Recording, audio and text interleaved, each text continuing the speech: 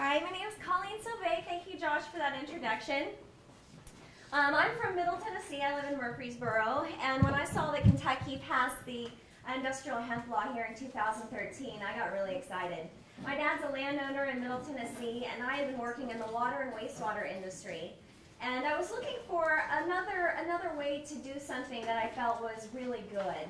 And I've been working in nonprofit trade industries, and I wanted to see if that was an opportunity to get hemp going as far as putting people together who would be a part of the logistics chain. And so I found the Hemp Industries Association, went to Washington, D.C., sat down with Eric Steenstra and pitched the idea of starting the first state chapter of the Hemp Industries Association. And he said, well, we've never done this before, but let's try it. And so I was able to start the first chapter of the HIA. Now there are 14 different state chapters, including Kentucky. I believe Kentucky was either the second or third, and then Washington, Indiana, and Washington. And we've just been growing ever since. And in that time, I was really focused on, how can we have really progressive legislation? Because while I was getting to know the Hemp Industries Association, we had not yet passed a bill in Tennessee. And so I wanted to get ahead of that curve, met those legislators, sat down with them. If you look back at Tennessee history, you'll see we filed 4 bills. The first 2 were the ones they wrote by themselves. The second 2, which is the one we passed, was the one that I was able to go in on with them and redline items we didn't need, such as oversight by the state police force, things like that.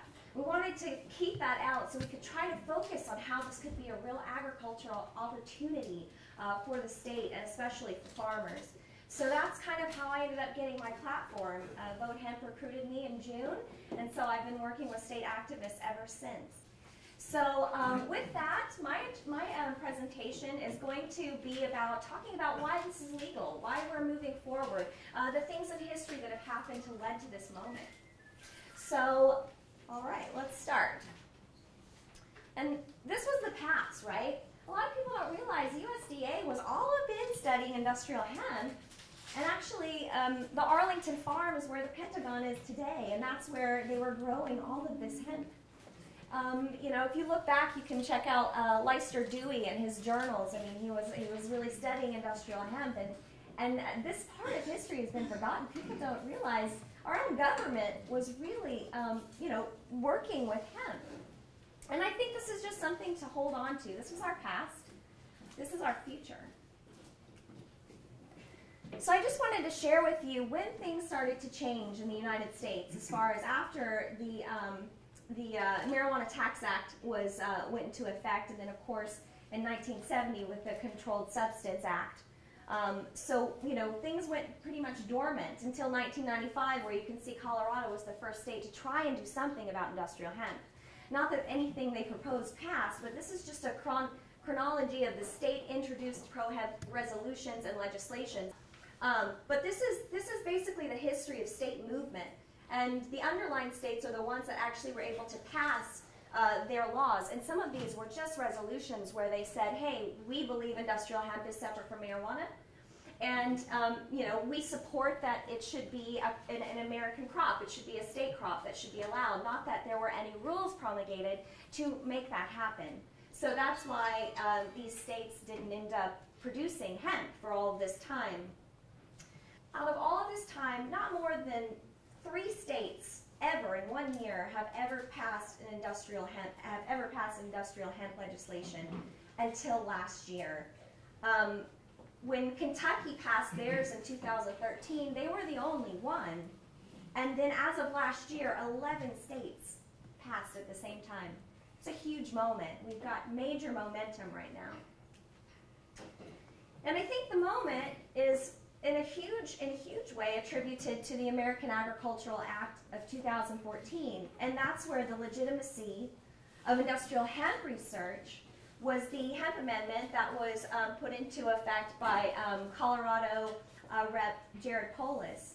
And so he had the support of lots of others, many people from Kentucky, like Representative Thomas Massey, Senator Rand Paul, lots of the people who are really fighting for us up on the Hill as regards to hemp really supported this, and this was a huge moment because this is the moment we can all hang our hats on as far as moving forward. So it's just really important to know that, you know, Section 7606 of the Farm Bill is your reason and the reason that any of these states can move forward. So here is a chronology of enacted state hemp laws. And these were hemp laws that went a little further. These were the ones that tried to make rules happen so that we could actually start growing industrial hemp. And so it started with North Dakota. And as you can see, none of these states actually were able to move forward because they were afraid of the federal government. So before the Farm Bill, before the Legitimacy of Industrial Hemp Research Act, all of these states were not willing to move forward and jeopardize family farms or anything like that to get anything done, but they did write progressive laws. They were just kind of trapped within their state. So as you know, the first that really pushed the envelope was Kentucky.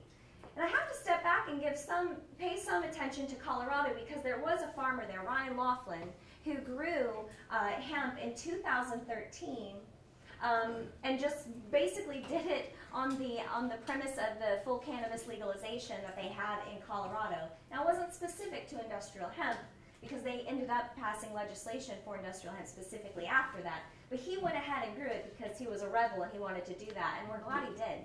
Because at that moment, there was a nice media shift, people talking about, well, what is hemp? Why is it different? And why are people talking about this non-psychoactive hemp in a state where it's full cannabis legalization? And that was a good moment. So we're glad that he did that. But in Kentucky, this was the first time we actually saw it happening legally within the framework of federal and state law. And I just want to, I know there are some people from Virginia here today. Will you raise your hand? Virginia is the most recent hemp state. They just had their governor sign their bill last month. Was it last month? And yeah, so Virginia is now a legal hemp state. The next will probably be, it could be New Mexico. I know they've already passed it through, but it's very research specific. I think West Virginia looks okay. Texas is looking really good. Texas has some really great activists. I don't know if anyone here is from Texas, but they've got it going on. These are just some photos of last year. I was able to come up here and visit a lot of the hemp farms. And, just looking at the variety trials that were going on last year was a real pleasure for me, and actually my first experience to be in hemp fields. So it was very green about that. It was just such a moment for me. I know Andy Graves is here, and this is his father, Mr. Jake Graves, and this was a really incredible moment actually because he was farming industrial hemp pre-prohibition, and he gave us a lot of insight. He was a real treasure in advocating for us to want this, and that this should have never been made illegal, and so it was really incredible to hear him tell his story. And here are just some variety trials. I just wanted to show you the experience I had here last year. This is Carmagola, and then this is the Futura 75. This is Red Petiole, and that's the Finola variety. And these were all grown here in Kentucky.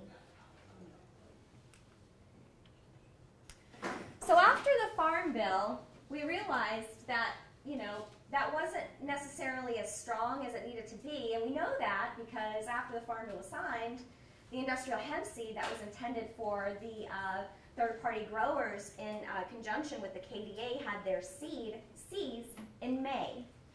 And this was after the Farm Bill. So basically the DEA was like, well, we don't really care what the Farm Bill said.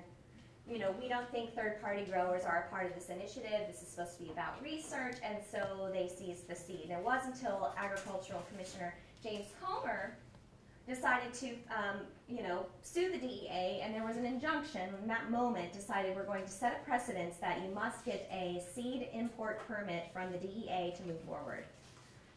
Well, that is the precedence, unfortunately, and that is something that we are fighting right now in Tennessee. But this was something that was done to try and get ahead of that.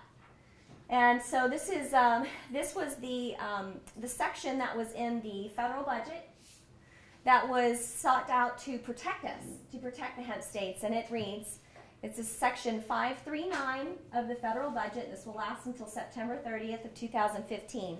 It says, none of the funds made available by this act may be used in contravention. That means to stop, cease, violate, be unlawfully consuming of Section 7606, the legitimacy of industrial hemp research, of the American Agricultural Act of 2014 by the Department of Justice or the Drug Enforcement Administration.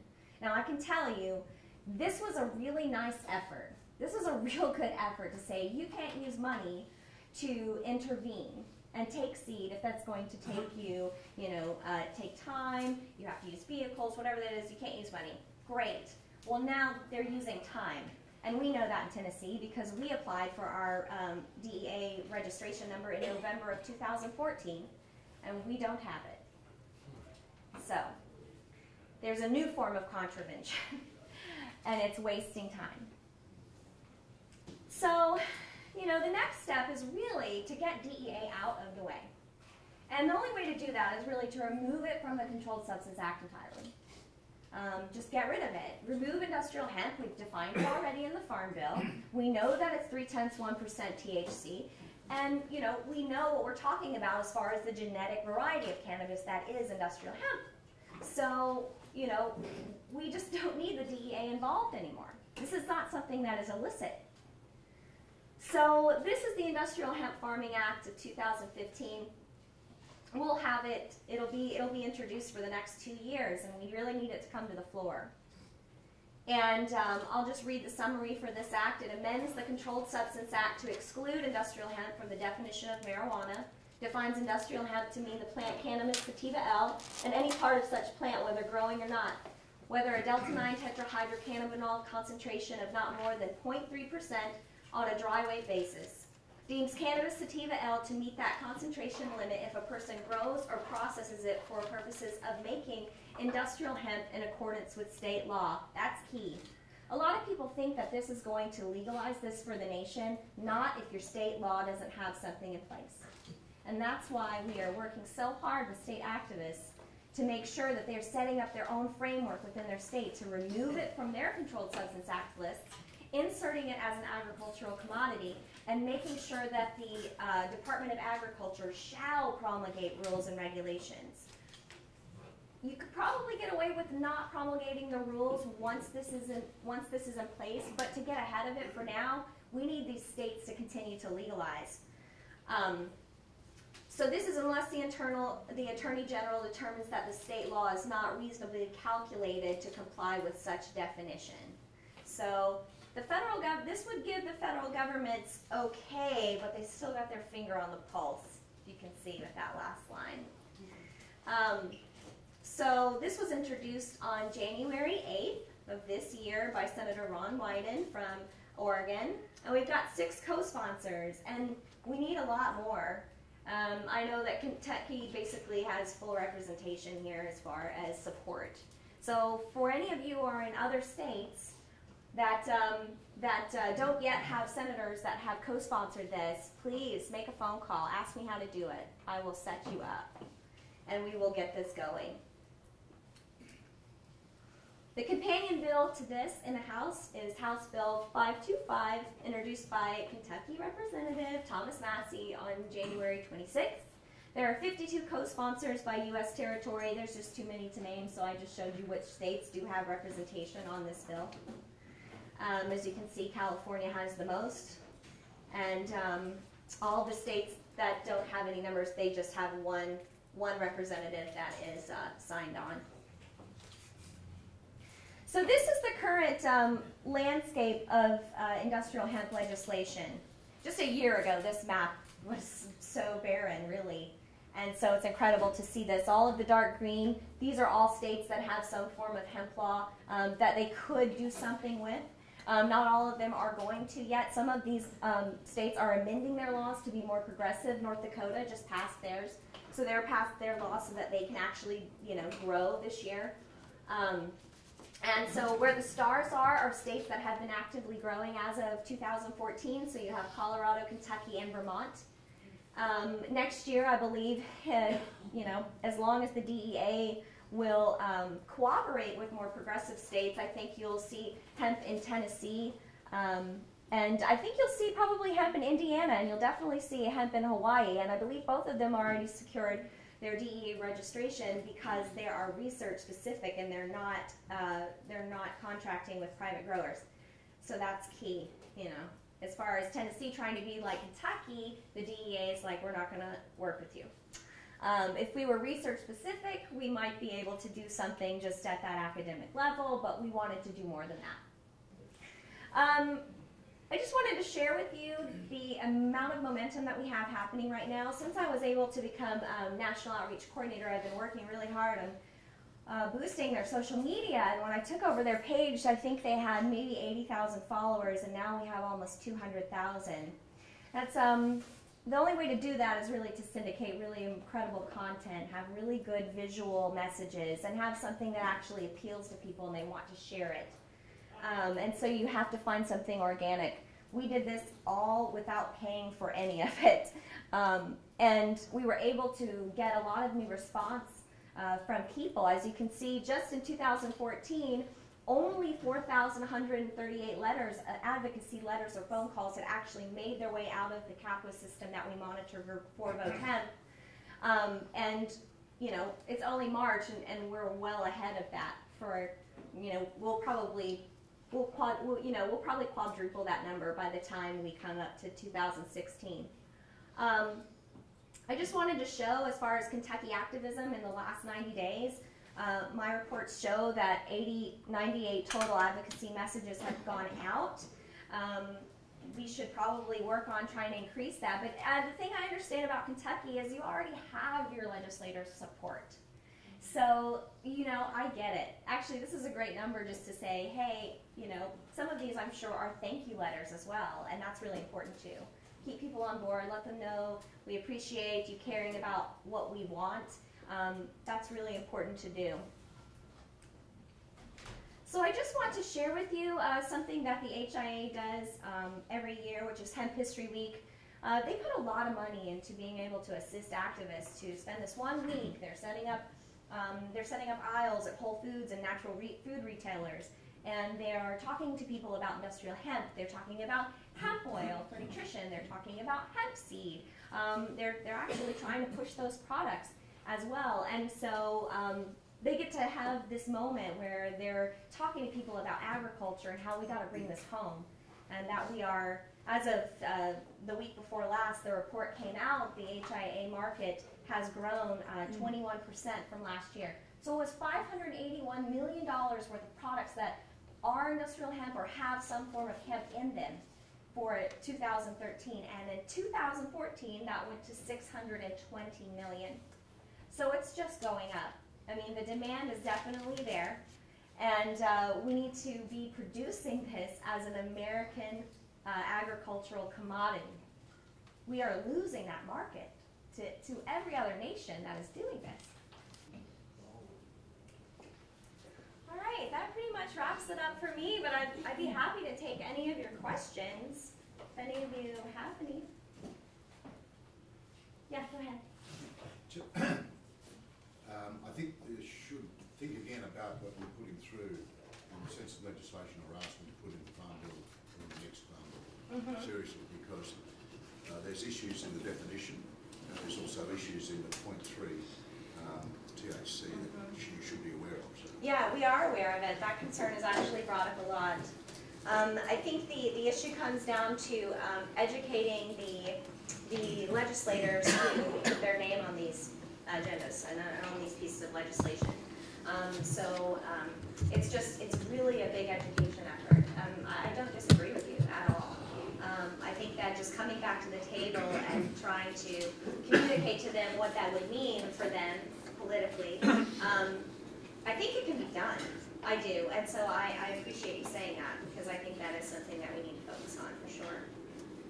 Thank you. Yeah?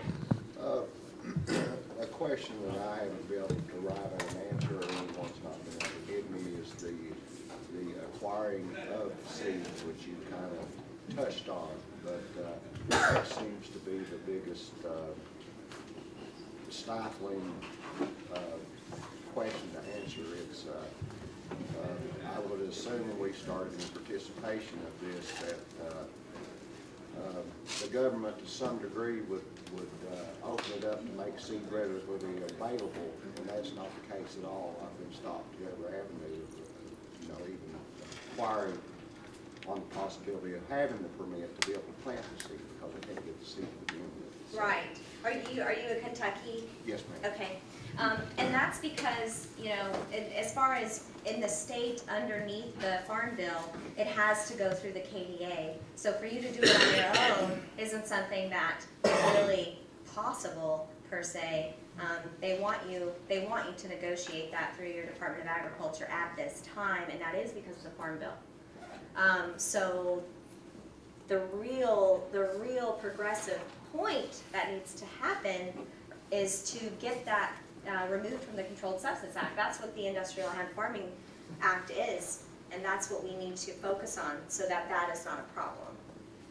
I understand, and that did answer my question, but even it seems to me, and you can correct me if I'm wrong, that sure.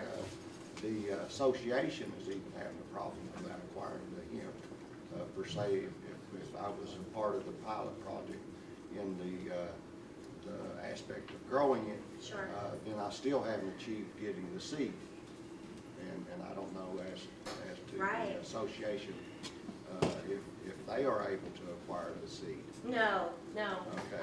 The association is not acknowledged within the framework of that piece of legislation at all. I mean, it is entirely up to the Department of Agriculture. And so, and it's dealing with different Department of Agriculture is a different beast. In Washington they wanted to grow industrial hemp, and they said, why? It's not legal, even though they have a full-blown initiative to legalize cannabis, and they won't recognize industrial hemp. So right now you see that Washington is actually trying to pass laws to legalize industrial hemp in the state of Washington. That was very weird. Yes, it's incredibly weird and very unfortunate. They have a group of people there and they're like, we want to grow hemp. It's the, it's the sober cousin. Like, what's going on? But they don't want to deal with it. They just don't make as much money? Is it about that? Well, I'm sure that there's like the bureaucratic oversight and the administration to try and take on the program is something in itself. Without any laws in place, maybe you need appropriations for that. It becomes complicated. They don't want to put their hands on it. So yeah. Yeah.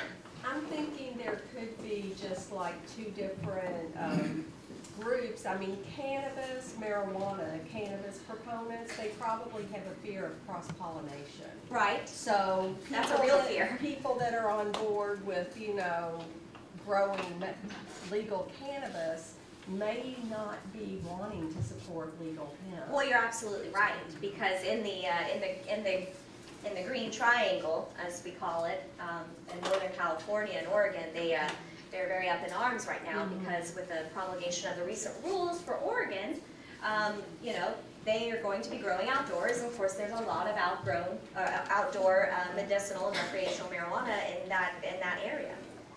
So they don't want cross-pollination. So, I'd hate to see the infighting in cannabis. Can't we all just get along? But it is a real thing, and I think that it's something that we can, get around if we just put our heads together and not just completely turn our backs to each other. So that's something I hope to see can be addressed in the future. Yeah? What's the HIA and Vote Hemp's position on CBD cannabidiol derived from industrial hemp? Yeah. I don't think they have an official position. I know as of last year, when they had the CBD panel at their Washington, D.C. conference, at that time they realized we've got to come to the table on this, and so they had developed a CBD committee. Or the HIA has a CBD committee now, and so they're kind of working on what they believe about it. And I think that it's not about what the HIA is a member organization. The thoughts of the HIA have to be collective. I mean, they've got to come from those members, and so I hope to see that become more what people understand of the HIA, and not that it's a static organization that has its own agenda or its own mindset about things, because it's simply not true. Yeah. Can you touch on a little bit about the strategy for getting S134 onto the floor, like you said? I think is the most important thing Right. for us right now. Right. A lot of letters have gone out, and that's great. But there's an article out there, the secrets of a Hill staffer, and they say anytime an email is generated that is a templated email, that it goes into file Z, that it gets printed off, they make a tally mark, and they put it away. And that's discouraging, right? So I think that the thing that really needs to happen is that people need to actually make phone calls. And people actually need to go to DC, and they need to sit down and talk about who they are, what they're about, what they're bringing to the table for this industry, and try to, you know, really legitimize this for them, and let them understand that you know, that Senate Bill 134 needs to get, you know, on the floor, and it's got to happen. The committee, can we focus on the committee that's going to be on and really get those Absolutely. states to get into their... Absolutely. It's been sitting in Judiciary Committee ever since it was introduced. And I'm not sure how much weight we should put on just that Judiciary Committee until we actually know that it's going to the floor. I mean, it's just kind of sitting there, right? It's like just in a holding pattern. You know, but I think the more people we get to co-sponsorship, that's huge. Especially in the Senate. You know, we only have 6. We've got 54 on the House initiative. I mean, it's just like, whoa. You know, but we've got to focus on the Senate. I mean, Senator Mitch McConnell is, you know, he's a big deal, and he's also on the bill, and, you know, he might be the guy who could really help us get this to where it needs to go. But again, we already have so much support from Kentucky. It's all the other states we need to really work on co-sponsorship from their legislators. Yes? To that point, on that first issue that McConnell was on, Andy Barr is not a co-sponsor? Yes. He's in the House. He is? He's in the House. He's on the House. Yeah. Okay, yeah.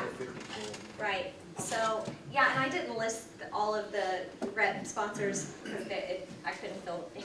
Okay, and then follow up on his point, he spoke of the issue of 0.3% being an issue, and you said that it just was about education. Right. Could you, I'm not clear, what is the issue? Sure. So there are definitely industrial hemp varieties that are tested germplasm certified varieties that have a higher threshold for THC than the 0.3%. And because of our law, we're not allowed to work with those varieties. We're kind of, you know, we're limiting ourselves to the types of varieties that we can actually work with under the bill.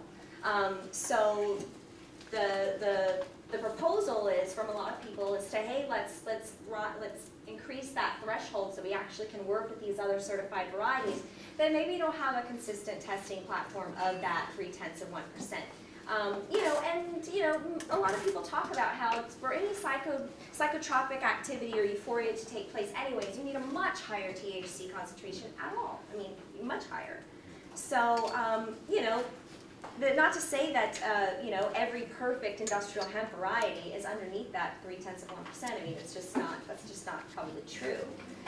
So, you know, does that explain it for you? It does, unless he has something more to add. Yeah, sure. I'll talk about that in 2 seconds. Okay, perfect. All right. Well, does anyone have any? Okay.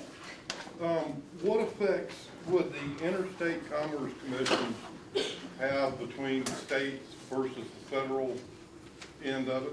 I'm so glad you asked that question because I have been trying to convince the TDA to come to Kentucky and let us start working with each other as far as maybe even buying seed from up here.